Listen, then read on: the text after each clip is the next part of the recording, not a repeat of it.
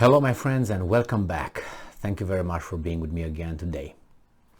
What do reasonable people, or people who use their reason, what do they do when they realize that they are in the process of making a mistake? So let's say you are driving, or you're walking in the woods and you realize that you got the wrong way, you got the wrong turn. What do? Do you continue going on that path? No, you immediately stop, figure out which way you will need to go, and you adjust, okay? Now let's say you are in a war and you have a general, and the general makes decision after decision that are really bad, poor decisions. What happens with the general? He's inept.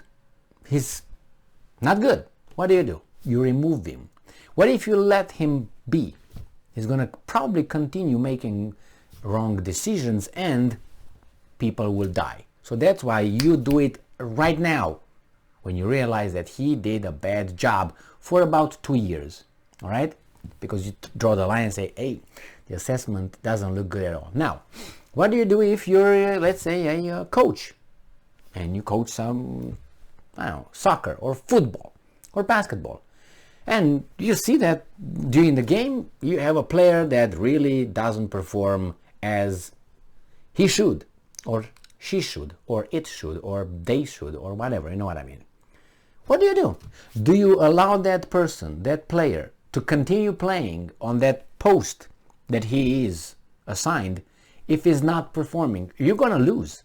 They're going to attack you on that wing. And you're gonna, so you do immediately replan the whole thing, which is get the guy out and put another one over there immediately.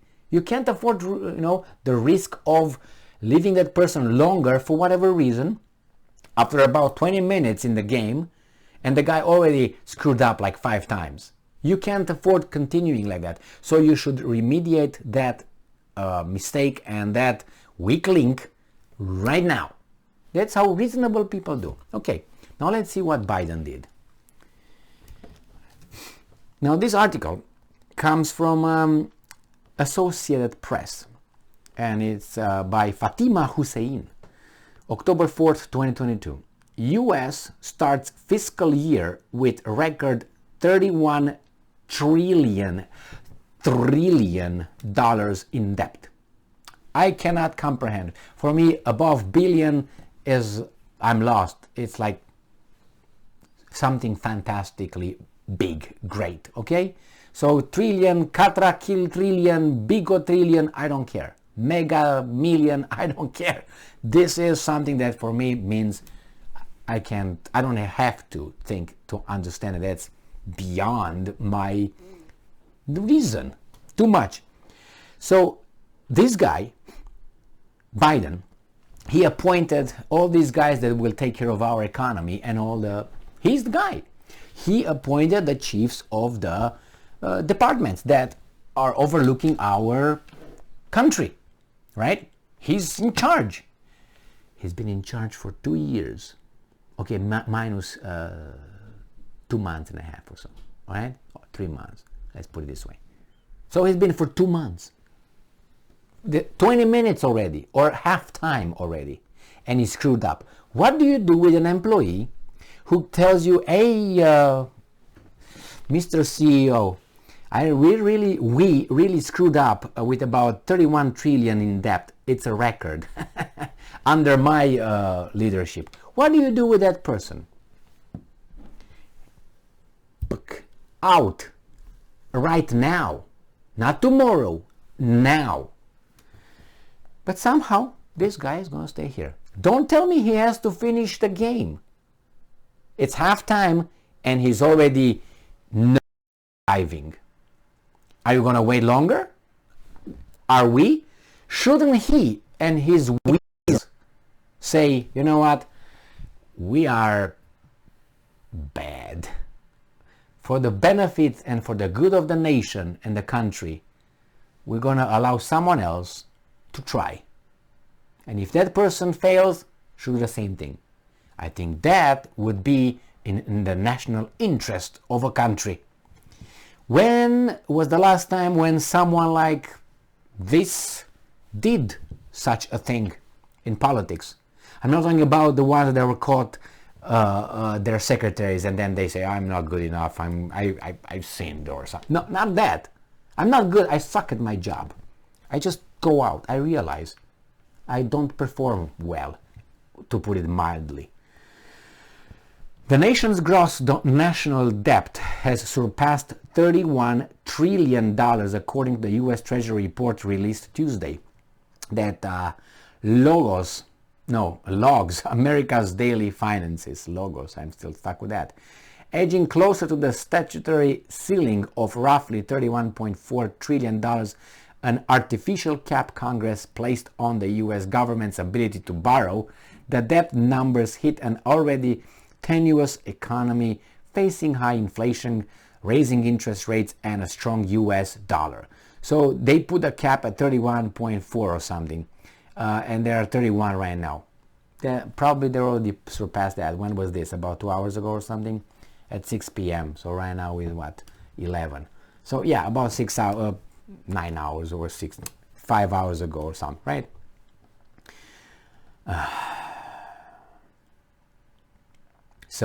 And now I don't care. I want results.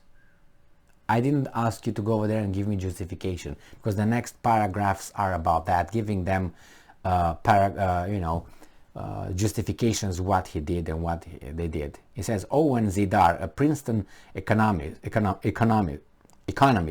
said rising interest rates will exacerbate the nation's growing debt issues and make the debt itself more costly. The Federal Reserve has raised rates several times this year in an effort to combat inflation. I thought that they were hailing the big success, fighting inflation, we're gonna win, yeah man. Where is that at? Oh, you need time? I don't have time, I have one life. Okay, I don't give you 2 more years to get me right there. The Congressional Budget Office earlier this year released a report on America's debt load, warning in its 30-year outlook that if unaddressed, the debt will soon spiral upward to new heights that could ultimately imperil the U.S. economy. That means bad, bad, bad. In full, this year's deficit will decline by 1.7 trillion. That means will grow, representing the single largest decline in the federal deficit in American history, the Office of Management and Budget said in August. Maya McGuinness, president of the Committee for Responsible Federal Budget, said in an email statement Tuesday, "This is a new record no one should be proud of." What are we doing with the weasels? Are they going to go by themselves, or we have to wait 2 years until they're going to be re-elected? Yeah, you heard me right. And I'm quoting, "In the past 18 months, we've witnessed inflation rise to a 40-year high, interest rates climbing in part to combat this inflation, and several budget-busting pieces of legislation and executive actions," McGuinness said. "We are addicted to debt." Excuse me, we have, what's his name, Ron Paul, and then Rand Paul saying this for tens of years already. Sung Bon Song, an economist professor at Loyola Marymount University, said, "It took this nation 200 years to pile up its first $1 trillion in national debt, 200 years. And since the pandemic, we have been adding at the rate of 1 trillion nearly every quarter, predicting high inflation for the foreseeable future," he said. When you increase government spending and money supply, you will pay the price later." The economy is good. You still have beer in the refrigerator, right? TV, games, yeah man, we're winning, yeah. Soap opera, yeah, and we are all ladies and gentlemen. Fantastic. What do you do with these guys? Wait 2 years, right? And in 2 years, you're gonna vote others that have different faces, but the same master put them in front of us to vote for. So yeah, go and vote.